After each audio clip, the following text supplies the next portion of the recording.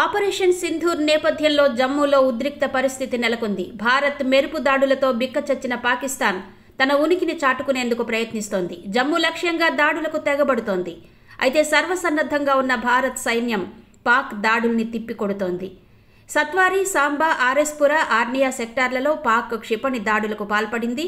పాక్ ప్రయోగించిన 8 మిసైల్స్ను భారత సైన్యం వీరోచితంగా కూల్చేసింది.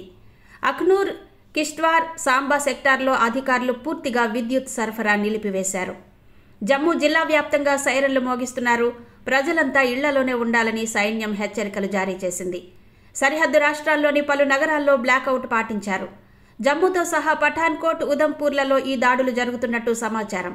మరోవైపు సాంబా జిల్లాలో పాక్ రేంజర్లు కాల్పులకు తెగబడుతున్నట్టు సమాచారం. పలుచోట్ల భారీగా శబ్దాలు వినిపిస్తున్నాయి.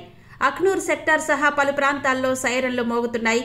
ప్రజలంతా ఇళ్లలోనే ఉండాలని సైన్యం హెచ్చరికలు జారీ చేసింది. ఉద్రిక్త పరిస్థితుల నేపథ్యంలో జమ్మూ, కుష్వారా సహా పలుచోట్ల కరెంటు నిలిపివేశారు. మరోవైపు పాక్ దాడులను భారత్ సైన్యం తిప్పికొడుతోంది. గగనతల రక్షణ వ్యవస్థలతో డ్రోన్ దాడులను నిర్వీర్యం చేస్తోంది. జమ్మూ యూనివర్సిటీకి సమీపంలో 2 డ్రోన్లను ధ్వంసం చేసినట్టు సమాచారం. భారత్, పాక్ లో తాజాగా నెలకొన్న ఉద్రిక్త పరిస్థితుల వేళ జైషే మహమ్మద్, లష్కరే తోయిబా ఉగ్ర సంస్థలు భద్రతా దళాలపై ఆత్మాహుతి దాడులకు పాల్పడవచ్చని నిఘా వర్గాలు అంచనా వేశాయి.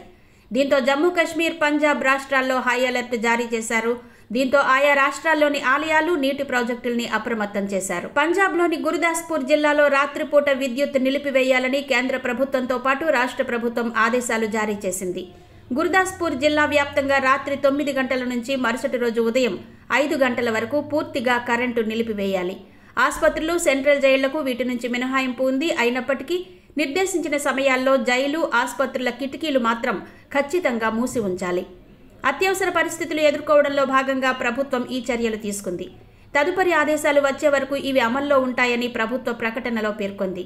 ఏదైనా అత్యవసర పరిస్థితి తలెత్తితే ఎదుర్కొనేందుకు వీలుగా ఈ చర్యలు తీసుకున్నట్టు సమాచారం.